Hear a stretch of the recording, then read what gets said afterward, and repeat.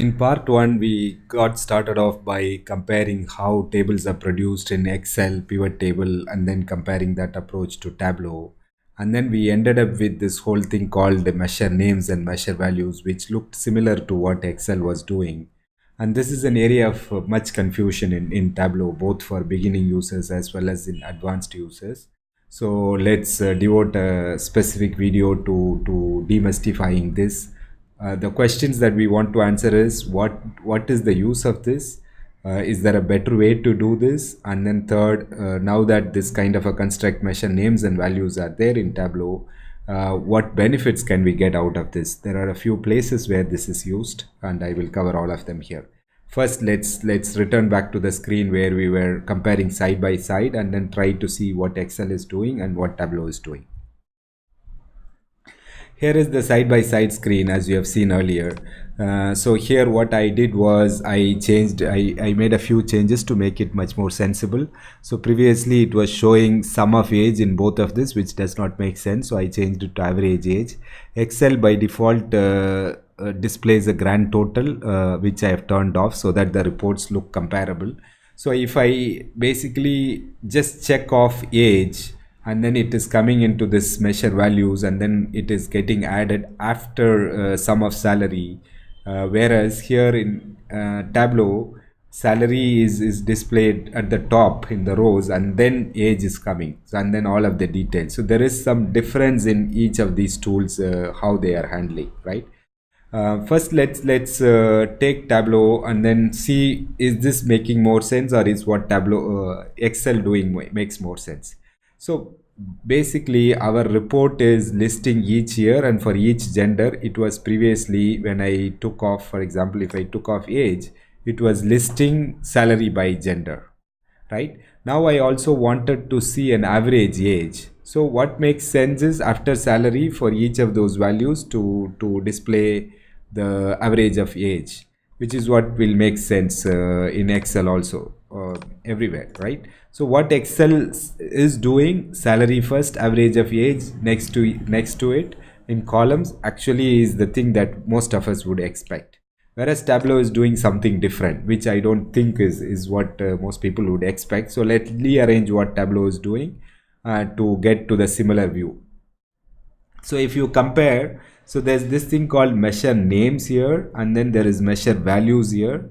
So let measure values be here. So let's move this to columns and see whether that corresponds to what we want. So now the salary and age have come first, and then female and male broken, the values are broken down, whereas here it is female and male, and inside that it is this. So let's move gender to the first. Yeah, so now this is the time to really compare. So if you see the role of this measure names, how it is behaving, so the blue tells you it is behaving like a dimension, blue bucket, right? So it is, so when I move things around, it is breaking it down. That's what it is doing. And then the measure values, if I look at this, so there is this section called values, which got two values, the same here. Previously, the equivalent of this value, summation of values, is what I call this text area, right? So now we have a very straight equivalent called values itself. So what happened to the text area? That should be the first question on your mind. So what's happening is, instead of a single value going and sitting in text area, now this whole thing, this whole bucket called measure values box is going and sitting in measure values area, as indicated by this T. So whenever we have more than one measure, more than one number that has to display it on a table, so we need to have this kind of a bucket which is sitting on the text area, and then we can add multiple measures here. So why is this construct needed? To really understand this, so we need to compare this behavior to gender. So let me maximize Tableau. Let me go to this dashboard. So here, if you just look on the left, I have the salary breakup by gender and the quarter. So for each quarter, the salary is broken down by gender. Here the total is given. So if you see what gender is doing, it is taking this 450,000 and dividing it to two columns. So in order to take a value and divide it into two different columns, we needed a dimension which has two values. So what we are trying to do here in this case is also very similar. We have basically just one value. Originally we started off as salary. That is what, if I remove this, we had only salary, right?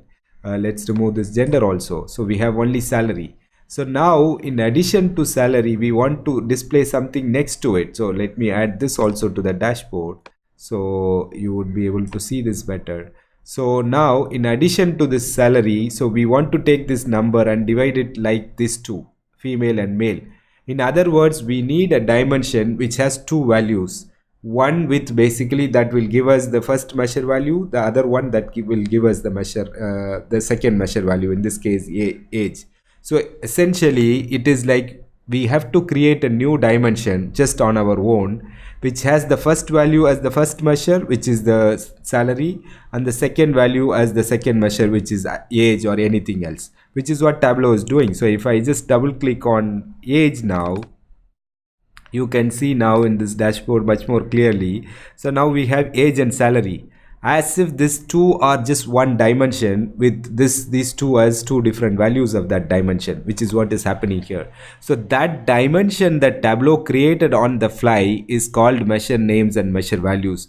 When they are there to display the names itself, they are called basically measure names. So that's like a dimension name. Like gender, so the gender has male and female. So if you click here, gender has male and female values. Measure names dimension has age and salary as two values. And then to drop what aggregations that we want the place to put this, they could have called this also measure names, but they used measure values, which is very similar to what Excel is using. And then they put this as a separate bucket where we can drag and drop. So as we add things here to this measure values, measure names is going to add that as a next value. So let me, for example, bring one more time, for example. So I need another number. So let me bring employee number here as a number, and then I'm going to bring it over here, right? So now this is getting added, third value. So as we are populating here, a dimension called measure names is created, which has each of these individual values. So essentially, so an on the fly dimension is created that would allow us to hold more than one value as if they are part of a dimension. So the comparison you could have is this gender thing. So I started off with one value 450,000. I broke it down by female and male by putting a gender on the column. So I started off only with salary, but I wanted to add 2-3 more things on the columns. I created an on the fly dimension which has these names, and then basically it will be displayed as separate columns. Yeah. So in this case, we didn't have to go and create this. Tableau is creating this for us. So now let's compare this to what Excel was doing. So now Excel, if you see, it has measure values always. So from that sense, it did not produce something when you have two values versus which had one values. But then if you see, Excel is also putting this values thing here, which is something which is also creating on the fly. So the only difference in terms of comparison, this values and this values, Excel kept them as the same values to indicate all I'm doing is just basically displaying these things as text here, just sum of salary, description, right?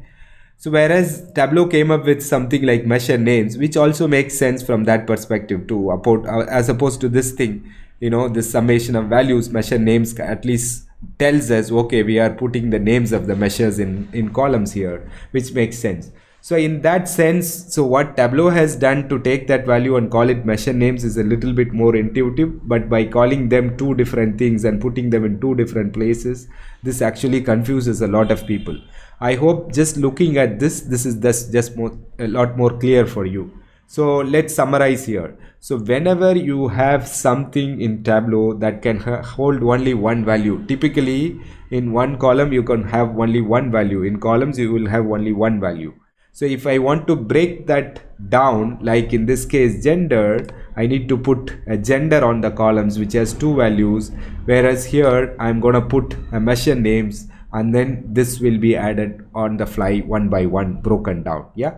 So now the question is, so in case of a gender, I could drag and drop from here, right? So if I start off from here and a salary number and a year number, so let me put this into a table, right? and also put here. Now I could just double click on this gender and then it adds here. So how do I do this in case of measure names? I see something similar here. So if you hover over this, it is telling you a generated field containing the names of each measure used with measure values to blend measures. Okay, a number of jargons. Let's go and understand one by one. A generated field. So this makes sense. This field is not there part of our data source. So Tableau is telling I generated this. All the generated fields, they are italicized. As you can see, this latitude, longitude, all of them have this kind of a tooltip also, right? So containing the names of each measure. So the second clue it is giving is it contains the name of each measure. So how many measures do we have? We have 3, including this senseless employee number that I brought just for demonstration. So we have 3 measures. And then we have number of records, which is the 4th measure. We don't know how let and long is treated, whether they are treated as measures or not. We will see. And then we have this measure values, which is also kind of the pair of this. So now let's double click, like we double click on gender. What do we expect to see? So it is saying it is containing the name of each measure. Most likely it should put a column, and then in that column first would be age, second would be employee number, third would be salary, fourth would be like this. That's how it should go. And then it is saying use with measure values to blend measures. So the whole idea of the blending is a loaded word in Tableau. You will see it in different places. The whole idea is here the blend means where I could display only one value, I want to actually have more than one value. So wrap these things around in some sort of a bucket so that they could actually be placed in a place where it is expecting one value. So here is one value. I want to take this one value and then instead display multiple values. How do I do that? So let me double click on measure names. What happened is, surprisingly, a few things happened. So first, the usual expected things happened. So first there is measure names here, measure values here, the bucket is here. So 2 times measure names have come. Is it a mistake? Did I double click too many times? So let me just double click one more time. So it is still giving us 2 times measure values. Yeah. And then we also see that filters now has measure names. So let's double click on this. Now it tells us the measure names actually contains all the 4 values except these lat long and this measure value. So it does contain all the 4 values, and Tableau by default selected only salary. So it did the intelligent job by selecting only salary. But then why it is putting it 2 times, honestly I also don't understand. So to me it seems like a bug. So we can remove this. Now we have properly this. So now you are free to now double click on age and double click on employee number. Now you can merrily create new things. Yeah. So this is what it is.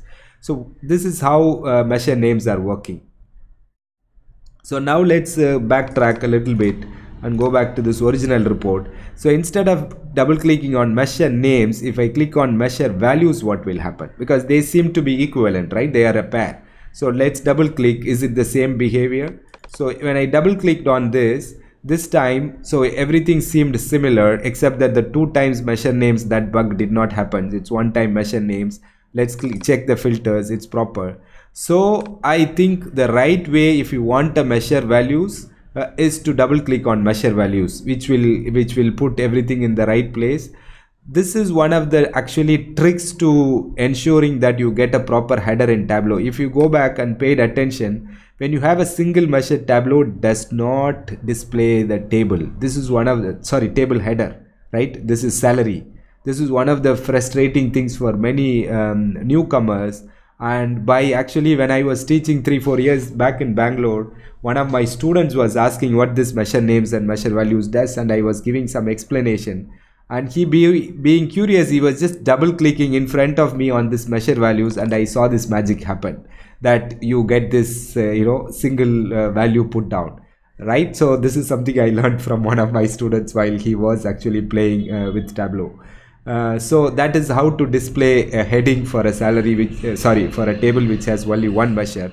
So then we can now add things which is kind of very similar to how other shelves behave. Yeah. So this is with respect to how measure names work. So whenever you think of measure names, I want you to think of this gender equivalent. The gender came as part of the data set, and it is either there in the data set or it is not there. Whereas measure names did not come with the data set. It is available for us if you want, we can create it by double clicking like gender. So the better place to double click is measure values, but you are free to double click at both places and then deal with the consequences. Yeah.